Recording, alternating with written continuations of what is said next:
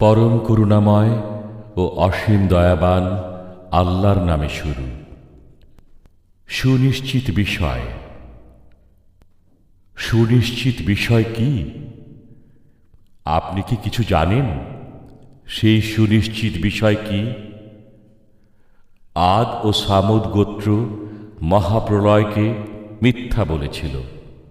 অতঃপর সামুদ গোত্রকে ধ্বংস করা হয়েছিল এক প্রলয়ঙ্কর বিপর্যয় দ্বারা, এবং আদ গোত্রকে ধ্বংস করা হয়েছিল এক প্রচণ্ড ঝঞ্ঝা বায়ু দ্বারা, যা তিনি প্রবাহিত করেছিলেন তাদের উপর 7 রাত ও 8 দিন পর্যন্ত অবিরাম।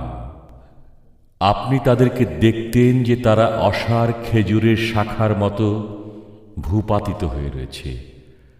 আপনি তাদের কোনো অস্তিত্ব দেখতে পান কি? ফেরাউন, তার পূর্ববর্তীরা এবং উল্টে যাওয়া বস্তিবাসীরা গুরুতর পাপ করেছিল। তারা তাদের পালনকর্তার রসুলকে অমান্য করেছিল। ফলে তিনি তাদেরকে কঠোর হস্তে পাকড়াও করলেন।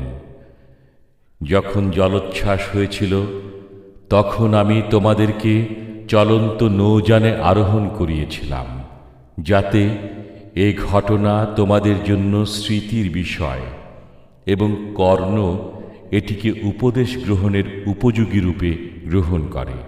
যখন সিংহায় ফুৎকার দেয়া হবে, একটি মাত্র ফুৎকার, এবং পৃথিবী ও পর্বতমালা উত্তোলিত হবে ও চূর্ণ বিচূর্ণ করে দেয়া হবে, সেই দিন কিয়ামত সংঘটিত হবে। সেদিন আকাশ বিদীর্ণ হবে ও বিক্ষিপ্ত হবে, এবং ফেরেশতাগণ আকাশের প্রান্ত দেশে থাকবে, ও 8 জন ফেরেশতা আপনার পালনকর্তার আরশকে তাদের ঊর্ধ্বে বহন করবে। সেই দিন তোমাদেরকে উপস্থিত করা হবে, তোমাদের কোনো কিছু গোপন থাকবে না।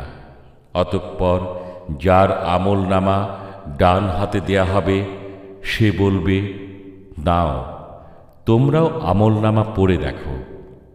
আমি জানতাম যে আমাকে হিসাবে সম্মুখীন হতে হবে। অতঃপর সে সুখী জীবনযাপন করবে সুউচ্চ জান্নাতে। তার ফলসমূহ অবনমিত থাকবে। বিগত দিনে তোমরা যা প্রেরণ করেছিলে, তার প্রতিদানে তোমরা খাও এবং পান করো তৃপ্তি সহকারে। যার আমলনামা তার বাম হাতে দেয়া হবে, সে বলবে, হায়, আমায় যদি আমার আমলনামা দেয়া না হতো! আমি যদি না জানতাম আমার হিসাব! হায়, আমার মৃত্যুই যদি শেষ হতো! আমার ধন সম্পদ আমার কোনো উপকারে আসলো না, আমার ক্ষমতাও বরবাদ হয়ে গেল। ফেরেশতাদেরকে বলা হবে, ধরো একে, গলায় বেড়ি পরিয়ে দাও, অতঃপর নিক্ষেপ করো জাহান্নামে। অতঃপর তাকে শৃঙ্খলিত করো 70 গজ দীর্ঘ এক শিকলে। নিশ্চয়ই সে মহান আল্লাহতে বিশ্বাসী ছিল না এবং মিসকিনকে খাবার দিতে উৎসাহিত করত না। অতএব আজকের দিনে এখানে তার কোনো শরীর নেই এবং কোনো খাদ্য নেই ক্ষত নিঃসৃত পুঁজ ছাড়া। গুনাহগার ছাড়া কেউ এটা খাবে না। তোমরা যা দেখো আমি তার শপথ করছি, এবং যা তোমরা দেখো না তার। নিশ্চয়ই এই কোরআন একজন সম্মানিত রসুলের আনিত, এবং এটা কোনো কবির কালাম নয়। তোমরা কমই বিশ্বাস করো, এবং এটি কোনো অতীন্দ্রিয়বাদীর কথা নয়।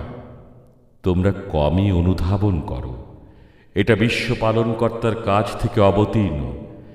সে যদি আমার নামে কোনো কথা রচনা করত, তবে আমি তার দক্ষিণ হস্ত ধরে ফেলতাম, অতঃপর কেটে দিতাম তার গ্রীবা। তোমাদের কেউ তাকে রক্ষা করতে পারতে না। এটি আল্লাহ ভীরুদের জন্য অবশ্যই একটি উপদেশ। আমি জানি যে তোমাদের মধ্যে কেউ কেউ মিথ্যারোপ করবে। নিশ্চয়ই এটি কাফেরদের জন্য অনুতাপের কারণ। নিশ্চয়ই এটি নিশ্চিত সত্য। অতএব আপনি আপনার মহান পালনকর্তার নামের পবিত্রতা বর্ণনা করুন।